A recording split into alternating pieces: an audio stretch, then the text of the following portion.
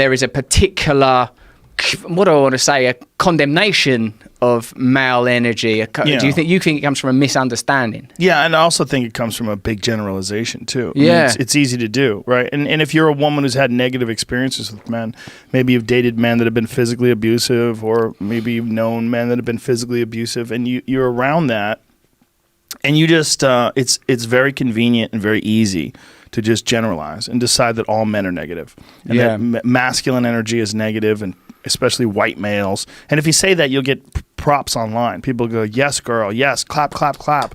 People get excited. But those are also people that are short-sighted. Like, you want to make as many people your ally as you can. You want to make as many people your friend as you can. And you have to understand that there's some people that are just wired different than you. There's some girly girls, and there's some really feminine men. And then there's some masculine men, but everybody is okay as long as they respect you and they're kind to each other.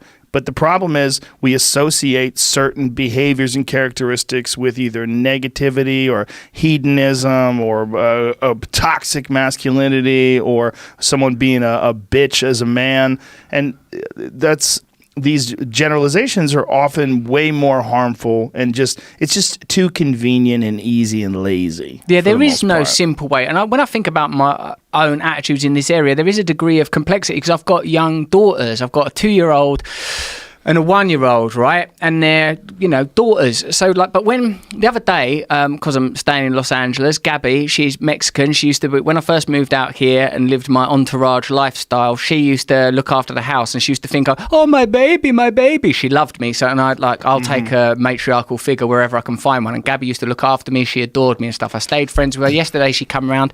She bought what I can only describe as a bikini for my baby daughter. Now, what a 2-year-old doesn't need a bikini top. And excuse me, burping on the mic. I like it. For me, I thought I don't want to put my daughter in that. That's sort of, in a way, sexualizing that child and coverage. So, and also a lot of the time, with my daughter, I don't with my wife, particularly with our first child. I'm don't dress her up in little dresses and stuff, because she won't be able to run around. And I thought, my God, that's not that different from the cliche of a male parent that wanted a son, and I didn't want a son, or in particular, I love this kid. I love this kid. It doesn't mean I love having a daughter, adore her, but I am aware that these things of dress a child this way, dress a girl this way, are constructs. Further to what we were talking about again before about Michel Foucault, we got a lot done before we went live, man. When we were talking about Michel Foucault, what he exposes a lot is that Gilles Deleuze, is that a lot of things that we take for granted as being normal are actually constructs. And when I say a child's bikini, I think there's no reason for any child of any sex or gender to be wearing a bloody bikini. Right. So a child with tits is a terrifying idea for all but a very small and terrifying percentage of the population. So that is an example of the external feminization of a child. So when there's an argument, a feminist argument of gender is a construct, I can see, oh yeah, to a point it is. There are constructs. You can't, in my opinion, you can't argue with biology. Chromosomes are doing what they're doing in the physical realm. Yeah. But being a father to a daughter has made me feel like I don't, obviously, and I know you have daughters, or at least three daughters. I'm certainly very aware of, I don't want to push them down some culturally prescribed avenue, whether it's about their dress, their sexuality, or anything. So I've got, where am I on that dial? Yeah, you gotta just not put any pressure on them. And let them enjoy their life and let them find their path. That's what's weird, right? It's I see people, they're getting their daughters to dress very, very feminine with little mini skirts and stuff, and they're 5 years old, and high heel shoes. I've seen little kids with high heel shoes. It seems very strange to me. I don't like it. Yeah. But for me, that is being sourced from, we can extrapolate that to, well, then why should a 20-year-old woman wear high heels? I mean, I've read cultural analysis, I'm sure you have, of the lipstick is to emphasize the lips because it's redolent of the vagina.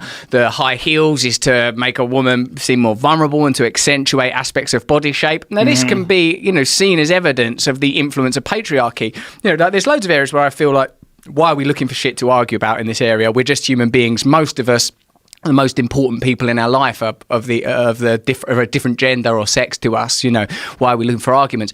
But you can see the influence of cultural forces that are, not neutral. Yeah, you certainly can, but I think it should be up to the choice of the person once they're an adult. The real problem is putting pressure on them to dress one way or another and not letting them find their place. But if a woman becomes, whatever age you decide, and she wants to wear high heels and a skirt because she likes the way it looks, like there's nothing wrong with that either. And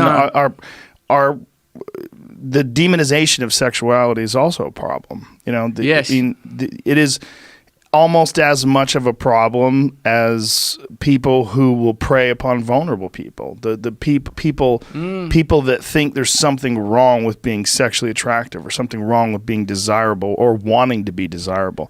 There's nothing wrong with that either. And that kind of suppression, the suppression of these feelings that you have and this desire that you have, is very unhealthy as well. It's a normal thing to want to be sexual. It's a normal thing to want to look good. If a girl looks good in a skirt and high heels, and she likes to dress like that, who the fuck is anyone to say there's anything wrong with that? There's nothing wrong with it. If that's what she likes, that's fine. What's interesting to me is, particularly in really progressive ideology, they look down upon women who wear short skirts and high heels and a lot of makeup and, open tops that show their boobs, because they think that they're playing into the patriarchy, or that they're somehow or another falling into these gender traps. But yet they celebrate that in transgender people. They celebrate that in trans men that transition to women, and then they really doll it up. Then they're like, "You go, girl." Then they're celebrating the fact that this person is embracing these traditional aspects of womanhood. Like, you see that a lot with people that are celebrating trans women. So I find very fascinating. The aesthetics of the sort of what could be referred to as sexualized dress, or like I suppose in males, expressive or garish clothing, jewelry, tattoos. I understand in British culture that these are often indicators of class. That it's typically the lower down the class structure you are, the more likely you are to dress in a way that is exhibitive. Or women from a blue collar background dress in ways that are exposing and revealing. Men have leery cars and lots of tattoos and jewelry. Right. Expressive ways of demonstrating wealth. The higher you go up the class, the more subtle, the more dressed down. No labels, all that sort of stuff. So in British culture, there's a different system for referencing it. I wonder how that works in American culture, with its sort of its evident and much discussed racial divisions. Like certain things, it seems like a subtle way of condemning particular types of womanhood that may not just be sourced from dress this way for the male gaze. It can also be a way of saying dressing that way is an indication of a lower class background or of a particular type of ethnicity. There could be that, but there's also the reality of males and females. There's a lot of fucking jealous people, and there's a lot of women that just don't have the type of physical body that looks good in a short skirt with high heels and a low cut shirt, and they don't like when they see it in other women because they're not comfortable with their own bodies. There's a reality of that. I mean, women get as much or more hate from women as they ever do from men, and particularly if women find you to be too overtly sexual with the way you dress or behave, that you're damaging male-female relationships. You're damaging the dynamic, particular office dynamics. If there's one girl in the office that likes to tramp it up, and she's and all the guys are paying attention to her, women will get mad at her. I did an interview a while ago where I sort of talked about parenting our kids, me and my wife, how we parent our kids, and I said I have to be honest, my wife is much the more dominant parent. She's much more practical than I am, right? And stuff that got really negatively written about. People say she changes more diapers than I do and stuff, right?